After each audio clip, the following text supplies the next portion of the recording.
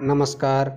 आज हम आपके सामने workshop calculation and science second year में लाभ व हानि के टॉपिक कर रहे हैं। इसके हम 30 मल्टीपल चॉइस क्वेश्चन करेंगे जो निम्मी की बुक तथा क्वेश्चन बैंक से लिए गए हैं। ये क्वेश्चन काफ़ी महत्वपूर्ण हैं क्योंकि एग्ज़ाम में निम्मी का पैटर्न ही फॉलो किया जाता है तथा ज़्यादातर क्वेश्चन यही रिपीट होते हैं। इन क्वेश्चन को करने से पहले हम इनके फॉर्मूले पढ़ेंगे क्योंकि ज़्यादातर क्वेश्चन में फॉर्मूले ही आते हैं तथा जो भी न्यूमेरिकल आएंगे वो फॉर्मूला बेस्ड ही होते हैं। तो हमें लाभ व हानि में, प्रॉफिट तथा लॉस में फॉर्मूला बेस्ड क्वेश्चन काफ़ी मिलेंगे। तो पहला फॉर्मूला है प्रॉफिट एंड लॉस में। प्रॉफिट क्या होता है? किसी वस्तु में यदि हम कम दाम पर ख़रीदें और उसे महंगे दाम पर बेचें तो अब हमें लाभ होता है और इसमें सेलिंग प्राइस हमेशा कॉस्ट प्राइस से ज़्यादा होता है। तो प्रॉफिट का फॉर्मूला क्या होता है? सेलिंग प्राइस माइनस में कॉस्ट प्राइस, तो उससे हमारा लाभ आ जाएगा। यदि हम प्रॉफिट परसेंटेज मतलब लाभ का प्रतिशत निकालना चाहते हैं तो हमेशा जो हमने ख़रीदा है मतलब अपना क्रय मूल्य कॉस्ट प्राइस है उसके रिस्पेक्ट में निकलता है। तो प्रॉफिट परसेंटेज का फॉर्मूला क्या होगा? प्रॉफिट बटे में कॉस्ट प्राइस मल्टीप्लाई में 100 हमने परसेंटेज निकालने के लिए किया है, प्रतिशत निकालने के लिए किया है।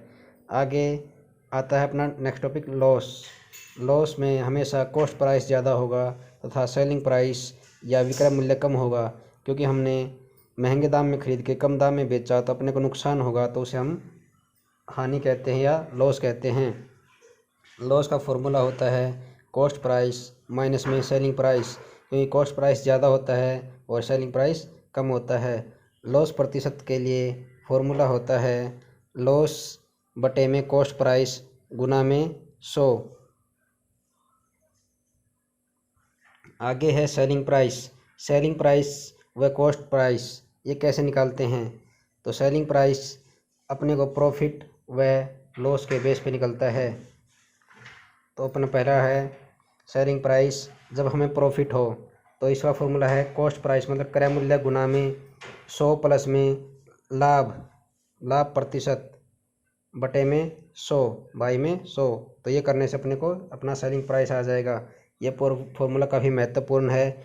इसी में यदि अपने को लॉस हो मतलब हानि हो तो यहाँ पर 100 के माइनस में लॉस हो जाएगा, तो बस इतने से सेलिंग प्राइस आ जाएगा। तो इसका फॉर्मूला क्या है?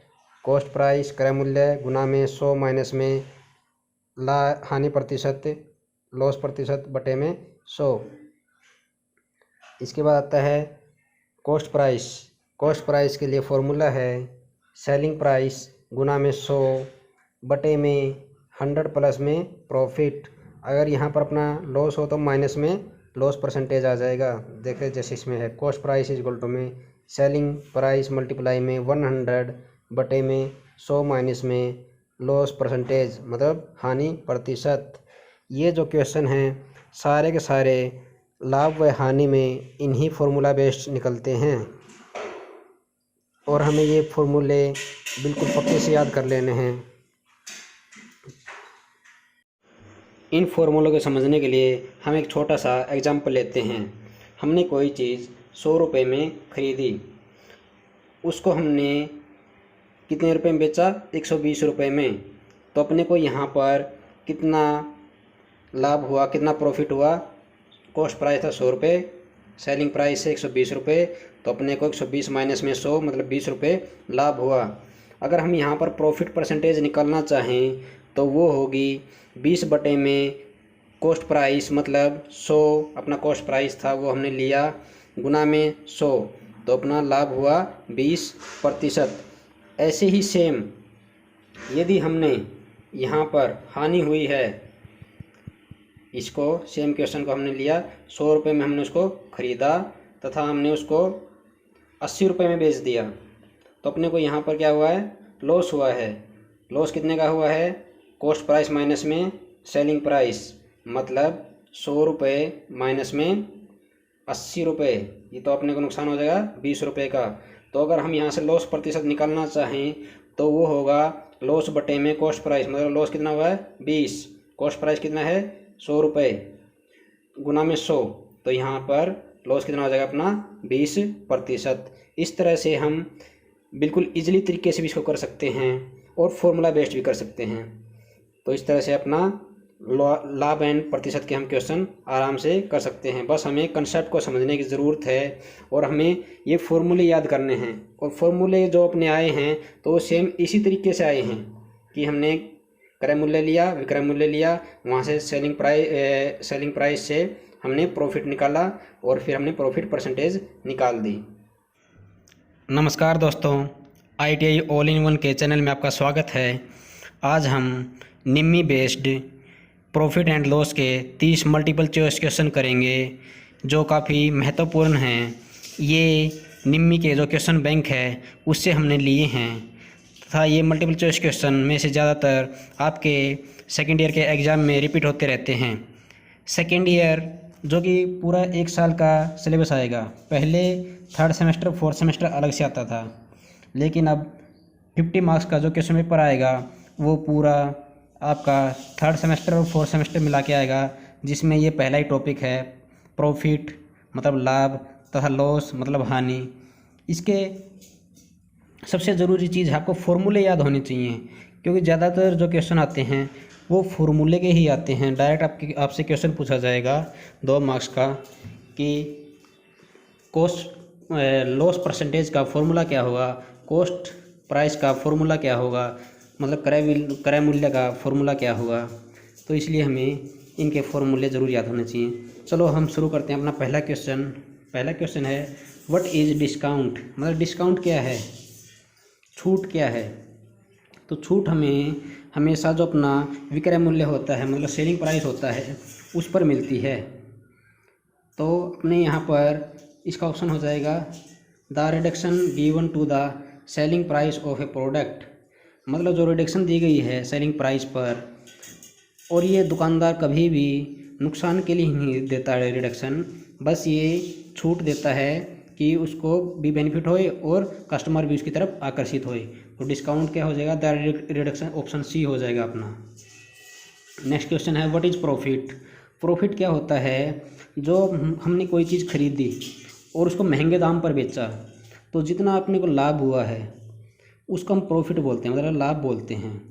तो ये क्या होगा, सेलिंग प्राइस, यहाँ पर हमेशा कॉस्ट प्राइस मतलब सेलिंग प्राइस मतलब जो चीज़ हम बेच रहे हैं विक्रय मूल्य, वो हमेशा कॉस्ट प्राइस मतलब जो हम खरीद रहे हैं क्रय मूल्य से ज़्यादा होगा। तो यहाँ पर क्या होगा, सेलिंग प्राइस माइनस में कॉस्ट प्राइस, क्योंकि सेलिंग प्राइस ज़्यादा है और उससे कॉस्ट प्राइस कम होगा, तो दोनों को माइनस करेंगे तो अपना क्या आ जाएगा, लाभ आ जाएगा। तो इसलिए अपना ऑप्शन ए सही हो गया यहाँ पर। इन क्वेश्चंस को मैं आपको बिल्कुल आसानी तरीके से बिल्कुल ईजिली हिंदी में समझा रहा हूँ, तो आपको एक एक चीज़ को नोट कर लेना है। ये फॉर्मूले भी हैं और अपने समझने की चीज़ हैं। तो जैसे अब मैंने पहले बताया था सेलिंग प्राइस क्या होता है, सेलिंग प्राइस होता है विक्रय मूल्य जिस पर हम कोई चीज़ सेल करें मतलब बेच रहे हैं। ऑप्शन बी देखिए कॉस्ट प्राइस, मतलब जिस पे हम कोई चीज़ खरीद रहे हैं, मतलब जो चीज़ हमने खरीदी तो वो कितने में खरीदी। उसके बाद आता मार्जिन प्राइस, मार्जिन मतलब कि हमने कितनी छूट दे सकते हैं, कितना बेनिफिट मिल सकता है छूट देने के बाद भी। ऐसे ही डिस्काउंट है, डिस्काउंट मतलब परसेंटेज में भी आ सकता है कि हमने किसी वस्तु का जो लास्ट सेलिंग प्राइस है MRP है तो हमने उसको कितने में बेच सकते हैं छूट देकर, कितनी परसेंटेज हम उसके ऊपर छूट दे सकते हैं। तो अपना what is term if an article is purchased, अगर हमने आर्टिकल को खरीदा तो हम उसको क्या कहेंगे, कॉस्ट प्राइस। तो अपना ऑप्शन बी सही है, मतलब उसको कहेंगे हम क्रय मूल्य। उसके बाद नेक्स्ट क्वेश्चन आता है what is expanded form of SP। SP क्या होता है, सेलिंग प्राइस, सेलेक्टेड प्राइस नहीं होगा, स्पेशल प्राइस भी नहीं होगा, सेलिंग प्राइस, अपना ऑप्शन सी सही हो जाएगा। उसके बाद नेक्स्ट आता है which is the short form of profit and loss. अपने क्वेश्चन को 2 या 3 बार रिपीट करना है, क्वेश्चन में ही ज़्यादातर अपना आंसर छिपा होता है। तो यहाँ पर पूछा है which is the short form of profit and loss. तो प्रॉफिट एंड लॉस की प्रॉफिट को हम डिनोट करते हैं P से, और लॉस को हम डिनोट करते हैं एल से। तो अपना ऑप्शन ए करेक्ट है, ऑप्शन ए ही अपना सही हो जाएगा। नेक्स्ट क्वेश्चन है what is denoted as I. I क्या है? इंटरेस्ट। इंटरेस्ट मतलब ब्याज। यहाँ पर आई से हम किसको डिनोट करते हैं? ब्याज को। ब्याज मतलब जो चीज़ हमने किसी को जो चीज़ हमने बैंक में अपनी अमाउंट डिपॉजिट कर रखी है, जिस दर से बैंक अपने को ब्याज देता है 100 रुपये पर, 1000 रुपये पर, 10,000 रुपये पर, तो हम उसको बोलते हैं ब्याज, जो अपने को इनकम होती है वहाँ से। How is the principal is denoted. Principal मतलब जो अपना मूलधन है। सिंपल इंटरेस्ट में किससे कैलकुलेट किया जाएगा, किससे डिनोट करते हैं हम, किससे दर्शाते हैं? डिनोटेड मतलब होता है दर्शाना, तो हम इसको करेंगे पी से। तो सिंपल इंटरेस्ट का वैसे फॉर्मूला भी आप देख लीजिए क्या होता है, मूलधन गुना में दर गुना में समय बटे में 100। तो अपना यहाँ पर पी क्या है? मूलधन। उसके बाद नेक्स्ट आता है what is formula of calculation of simple interest. Option A में क्या है? पी इंटरेस्ट का है पी एन आर, मतलब मूलधन समय दर बटे में 100। तो अपना ऑप्शन ए ही सही हो जाएगा। उसके बाद आता है next question what is the formula for compound interest. Compound interest के लिए फॉर्मूला क्या होता है? कंपाउंड इंटरेस्ट क्या होता है? मिश्र धन। सिंपल इंटरेस्ट में तो क्या है कि जो हमने अमाउंट दे रखी उसको साल भर में 100 रुपये पर कितना ब्याज लग रहा है, कितनी प्रतिशत से ब्याज लग रहा है, तो हम उसको बोलते हैं साधारण ब्याज। लेकिन कंपाउंड इंटरेस्ट पर क्या होता है कि जैसे हमने कोई चीज़ 2 साल के लिए कम मिश्र धन पे दी है, तो अपना जो ब्याज है वो प्रिंसिपल अमाउंट मतलब जो मूलधन है उसमें जमा हो जाता है, तो नए सिरे से दूसरे साल में नया मूलधन बन जाता है, जो क्या होता है पहला मूलधन प्लस में ब्याज इक्वल टू में नया मूलधन, तो अगले साल ब्याज उस पर लगेगा।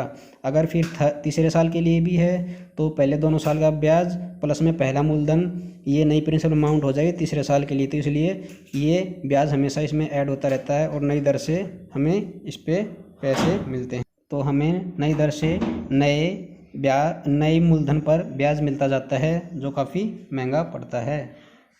तो अपना ऑप्शन देखिए क्या होगा, ऑप्शन ए अमाउंट मतलब जो मिश्र धन है वो मूलधन गुना में 1 प्लस में 1/2 ब्रैकेट में आर क्या है यहाँ पर दर है बटे 100 इंटू में 2n।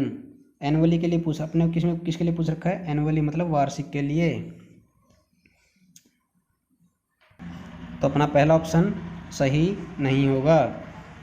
उसके बाद हम देखते हैं दूसरा ऑप्शन भी अपना सही नहीं है। उसके बाद देखते हैं हम अपना तीसरा ऑप्शन बिल्कुल करेक्ट है। प्रिंसिपल इसमें अमाउंट मतलब जो मिश्र धन हो किसके बराबर हो जाएगा?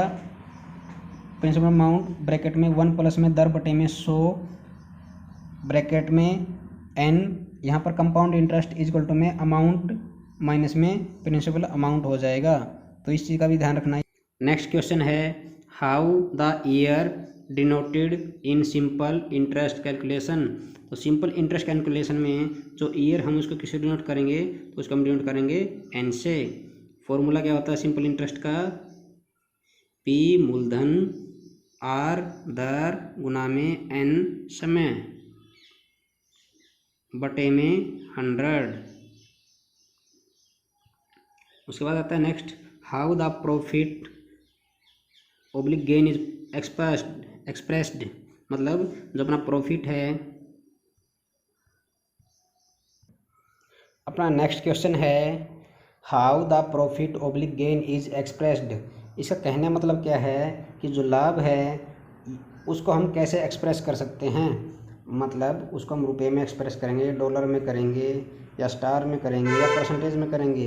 तो अपना जो प्रॉफिट होता है वो हम हमेशा परसेंटेज में कैलकुलेट करते हैं, क्योंकि हम उसको मान के चलते हैं कि जो अपना ब्याज है या लाभ है, हानि है, ये तीनों ही चीज़ें हमेशा 100 रुपीज़ पर कैलकुलेट करते हैं। मतलब कितना % लाभ हुआ, तो उससे हमें कंपैरिजन मिल जाता है कि परसेंटेज ऑफ लाभ कितना होता है। जैसे सभी कंपनी हर एनुअली अपना जो रेट ऑफ ग्रोथ है या लॉस है वो साल में 3 बार क्वार्टरली आपको ना दिखाते हैं। नेक्स्ट क्वेश्चन है what is the formula of find loss, मतलब जो हानि है उसको निकालने का सूत्र क्या है। तो ये होता है लॉस हमेशा हम जो अपना क्रय मूल्य है, मतलब जो हानि है वो क्रय मूल्य के रेस्पेक्ट में लेते हैं, तथा लाभ भी हम हमेशा क्रय मूल्य के रेस्पेक्ट में लेते हैं। अगर यहाँ पर लाभ होता तो हम ऊपर लेते लाभ बटे में क्रय मूल्य गुना में 100। यहाँ पर परसेंटेज पूछ रखा तो परसेंटेज के लिए हम उसको 100 से मल्टीप्लाई कर देते हैं। इस तरह से अपना ऑप्शन ए करेक्ट है। उसके बाद नेक्स्ट क्वेश्चन आता है what is the cost price formula if there is profit. तो मैंने पहले ही कहा था आपको इसके फॉर्मूले ज़रूर याद होने चाहिए, क्योंकि ज़्यादा जो क्वेश्चन पूछे जाते हैं वो फॉर्मूला बेस्ड ही होते हैं, मतलब फॉर्मूले पे ही पूछे जाते हैं। तो कॉस्ट प्राइस मतलब क्रय मूल्य क्या होगा, तो क्रय मूल्य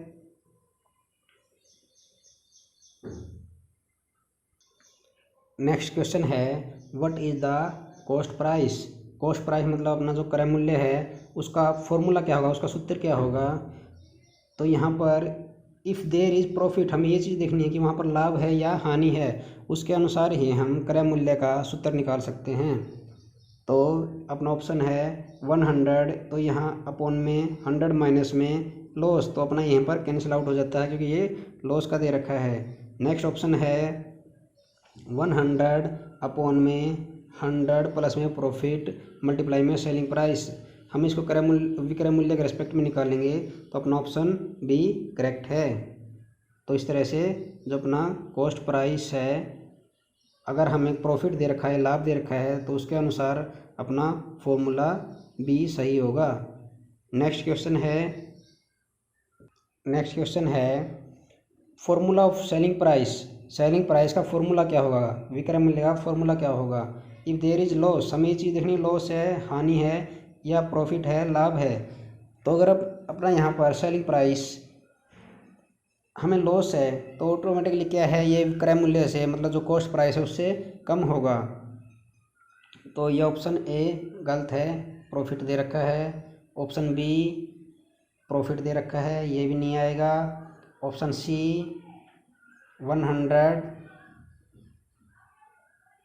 अपॉन में 100 माइनस में लॉस परसेंटेज इनटू में सेलिंग प्राइस, तो अपना ये वाला ऑप्शन सही हो जाएगा।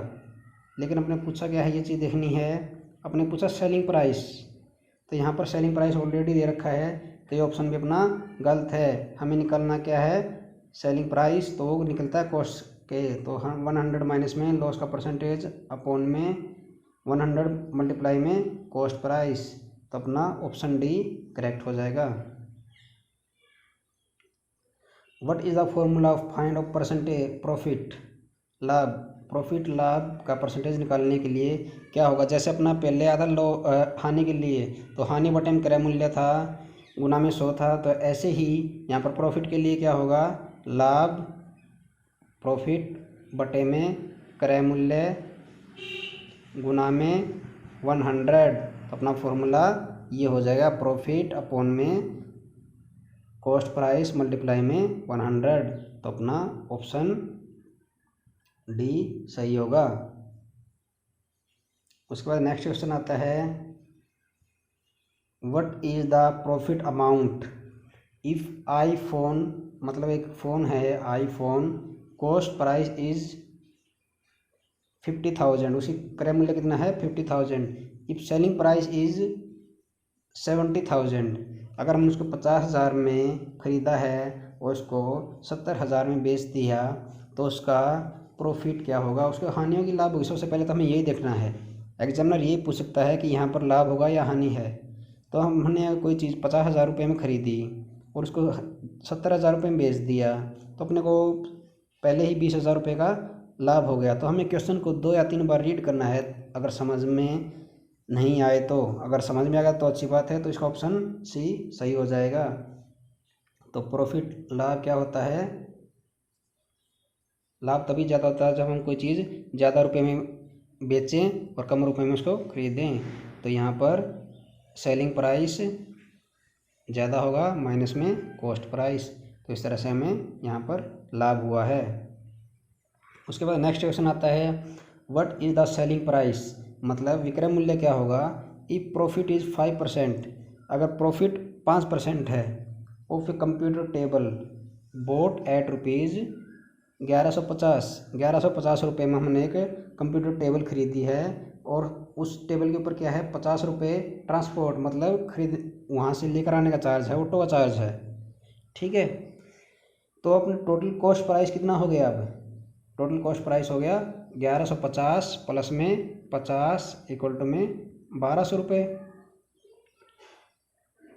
हमें प्रॉफिट कितना हुआ है 5%।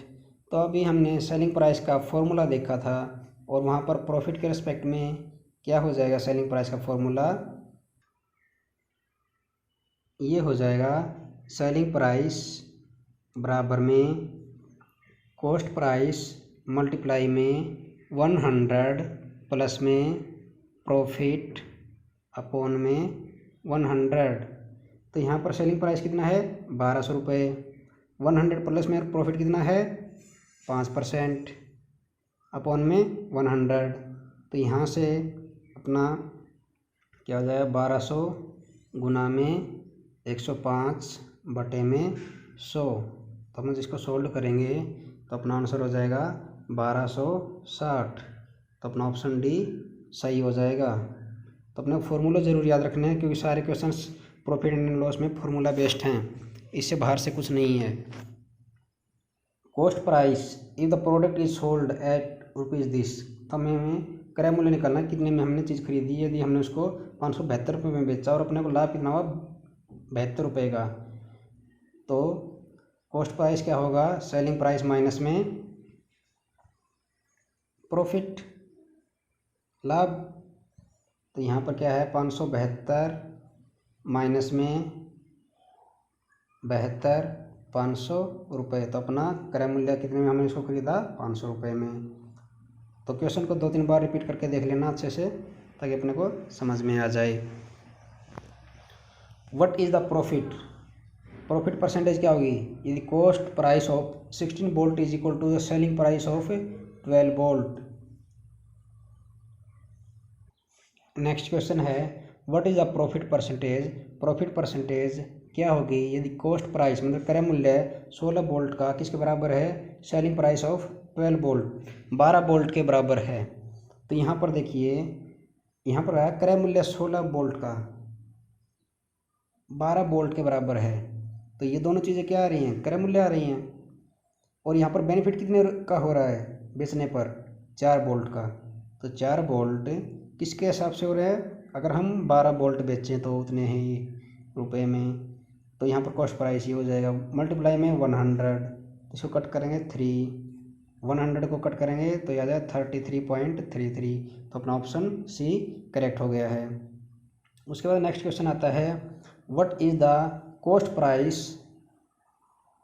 Is what is the selling price, selling price क्या होगा यदि कॉस्ट प्राइस कितना है 7282, प्रॉफिट अपने पास ये है, तो सेलिंग प्राइस क्या होगा जो अपनी चीज़ खरीदी और जितना हमने बेनिफिट लिया उन दोनों को जोड़ देंगे। तो ये 7282 में यदि हम 208 जोड़ें तो ये आ जाएगा 0 9 4 7490 रुपये। तो अपना ऑप्शन डी करेक्ट हो जाएगा। नेक्स्ट क्वेश्चन है what is the interest earned, मतलब कितना ब्याज कमाया इफ़ द प्रिंसिपल क्या है मूलधन 12,000 रुपये है, बिकम द अमाउंट दिस, मतलब उसे ब्याज लगने के बाद वो अमाउंट वो मिश्र धन क्या बन गया 15,600। तो बिल्कुल सिंपल बात है यदि हमने 12,000 रुपये बैंक में जमा करवाए और कुछ दिन बाद वो 15,600 रुपये बन गए तो अपने को ब्याज कितना मिला कितना फ़ायदा हुआ, मतलब जितना एक्स्ट्रा हमें मिला तो वही ब्याज हो जाएगा। तो 15,600 में से अगर हम 12,000 माइनस करें तो ये हो जाएगा 3600 रुपये। तो अपना ऑप्शन भी सही है। What is the principal amount deposit, मूलधन क्या होगा यदि maturity proceed to an amount, मतलब जो अपनी लास्ट में जो अपने को मिला है मैच्योरिटी कितने रुपये अपने को मिले हैं अमाउंट 25,000 रुपये। हमने कुछ रुपए जमा करवाए थे, वो एक्स हो सकते थे, हमने उसके ऊपर मिल गए 25,000 रुपये कुल मिल गए सारे। और इंटरेस्ट मतलब ब्याज कितना मिला 6,000 रुपये। तो मूलधन क्या बराबर होता है, जितना अपने को अमाउंट मिला माइनस में इंटरेस्ट। तो अमाउंट कितनी मिली अपने को फाइनल 25,000 रुपये। ब्याज मूलधन कितना में है, अमाउंट कितनी है 25,000 रुपये, और ब्याज कितना मिला उसके 6,000 रुपये। तो इसको माइनस करेंगे तो ये आ जाएगा 19,000 रुपये। 25,000 रुपये में 6,000 माइनस करेंगे तो 19,000 रुपये। मतलब हमने बैंक में 19,000 रुपये जमा करवाए थे, उस पर अपने को 6,000 रुपये ब्याज मिला, तो अमाउंट 25,000 रुपये बन गई। इसके बाद आता है next question, what is the interest earned, मतलब कितना ब्याज कमाया यदि प्रिंसिपल अमाउंट, मतलब हमने कितने रुपए जमा करवाए थे 12,500 रुपये, और मैच्योरिटी मतलब वो बाद में कितने बन गए 17,500 रुपये। तो अब अगर हमने बैंक में 12,500 रुपये जमा करवाए हैं और वो 17,500 रुपये बन रहे हैं, तो कितना 5,000 रुपये का बेनिफिट हुआ। 17,000 में से 12,500, 17,500 में से 12,500 रुपये माइनस कर देंगे। नेक्स्ट क्वेश्चन है, what is the maturity amount, मतलब कितनी अमाउंट बन गई है। डिपॉजिट हमने 5,000 रुपये करे थे उसके ऊपर, यदि सिंपल इंटरेस्ट 500 रुपये हो, तो अगर हमने 5,000 रुपये जमा करे हैं और अपने को ब्याज कितना मिला है 500 रुपये मिला है, तो अमाउंट कितनी बन जाएगी लास्ट में 5500 रुपये, 5,500 रुपये। नेक्स्ट क्वेश्चन है, what is the simple interest for the principal amount 1,00,000 rupees 10% पर एनम, मतलब अगर हमें क्या ब्याज मिलेगा यदि अपना मूलधन 1,00,000 रुपये हो और ब्याज की दर 10% 1 साल के लिए हो, और 1 साल में ही बताना है, टाइम पीरियड कितना दे दिया 1 ईयर। तो ब्याज का फॉर्मूला क्या होगा, मूलधन गुना में दर गुना में समय बटे में 100। हमें इस चीज़ का ध्यान रखना है कि क्वेश्चन में दे क्या रखा है और पूछा क्या गया है, ये चीज़ें हमें पहले ही लिखनी नहीं है, दिया क्या है और क्या पूछा गया है। तो हम इस फॉर्मूले में अपनी वैल्यू पुट करेंगे, वैल्यू क्या आ जाएगी, मूलधन आ गया अपना 1,00,000 रुपये, गुना में दर 10 रुपये, और समय है 1 में 100।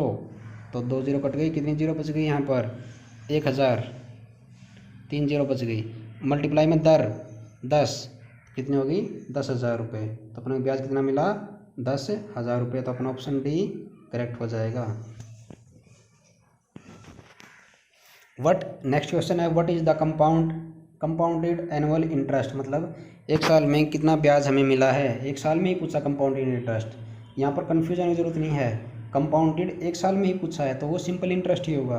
लोन अमाउंट 80,000 रुपये है, लोन के अमाउंट 80,000 रुपये है, और दर कितनी है 10% 1 साल के लिए, और वो 2 साल में है, 2 साल में। तो कितना हो जाएगा, अपना फॉर्मूला होता है कंपाउंड इंटरेस्ट का, अमाउंट मिश्र धन किसके बराबर होता है, मूलधन गुना में 1 प्लस में दर बटे 100, और ब्रैकेट बंद, और ऊपर जो पावर होती है वो समय की होती है, समय की अपनी पावर आ जाएगी। तो इसलिए हमें इसको सोल्व करेंगे, तो यहाँ पर आ जाएगा अमाउंट बराबर में मूलधन कितना है 80,000, गुना में 1 प्लस में दर कितनी है 10/100, और टाइम कितना है 2, तो इसकी पावर आ जाएगी 2।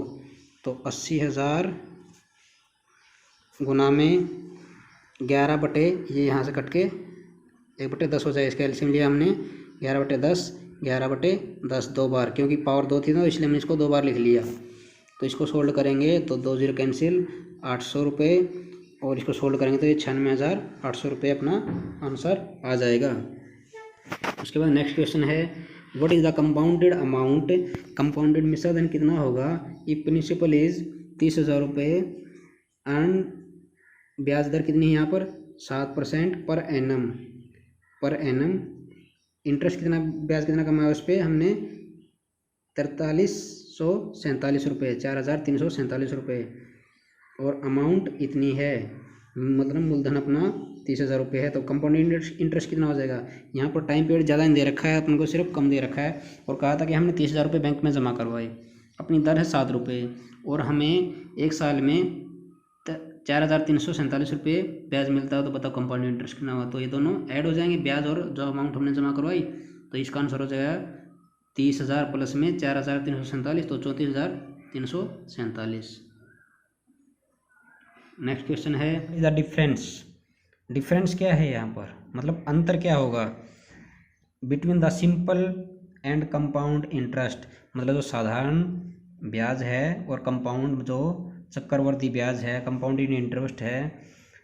यदि दर कितनी है 5% पर एनम, एक साल में 5% है, 2 साल के अंदर क्या अंतर होगा उनके ब्याज में।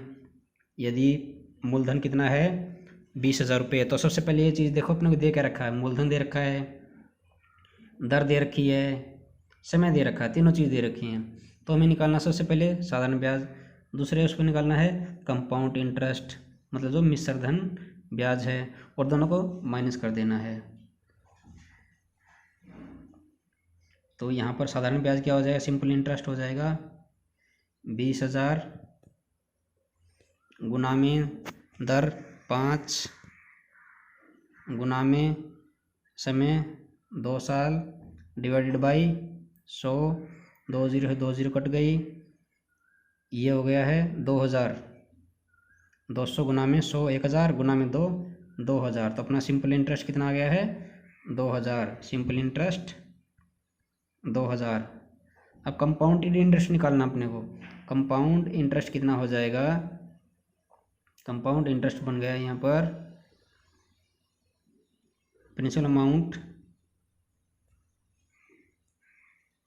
गुना में 1 प्लस में दर 5/100 और समय है 2 साल। तो यहाँ से ये 21/20 हो जाएगा। तो अमाउंट 20,000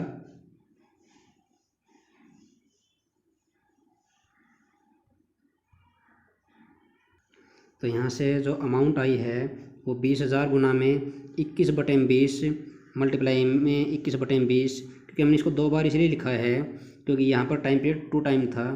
तो जब हम इसको कट करेंगे तो ये अमाउंट आ जाएगी अपनी 2,050 रुपये, 2,050 रुपये। और जब अपना पहले सिंपल इंटरेस्ट था वो कितना था,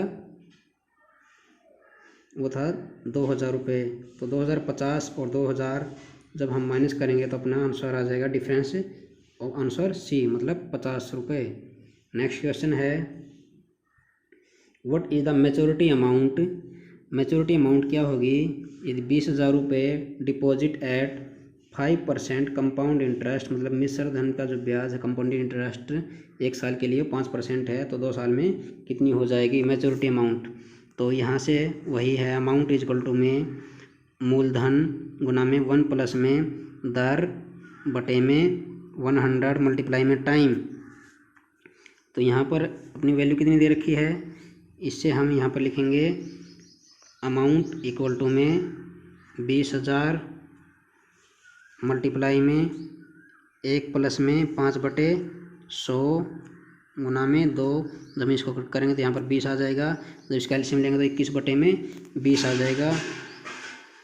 तो ये 2 साल के लिए है, तो हम इसको करेंगे 20,000 गुना में 21/20 गुना में 21/20।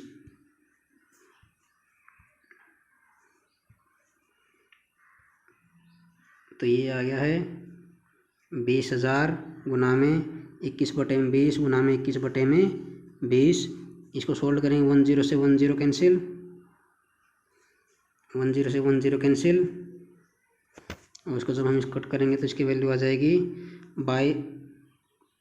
ये आ जाएगी 22,050 रुपये, 22,050 रुपये। तो अपना ऑप्शन भी करेक्ट है। ऐसा ही हमने सेम पिछले वाले क्वेश्चन में किया था, वहाँ पर अमाउंट 22,050 रुपये निकली थी और जिससे अपना इंटरेस्ट निकला था 2,050 रुपये। नेक्स्ट क्वेश्चन है what is the compound interest, मतलब मिश्र धन ब्याज क्या होगा on a principal amount of 25,000 रुपये। प्रिंसिपल अमाउंट कितनी है 25,000 रुपये आफ्टर 3 ईयर, और पर एनम रेट है। तो इसका तो कंपाउंड इंटरेस्ट निकाला है 3 साल के लिए, तो इसका आंसर हो जाएगा 10,123.20। तो इसको अपने आप से करना जैसे फॉर्मूले हमने यूज़ किए हैं। तो ये काफ़ी इंपॉर्टेंट्स MCQs थे, काफ़ी महत्वपूर्ण थे, तो इनको हमें ध्यान से करना है और फॉर्मूला ज़रूर याद होना चाहिए।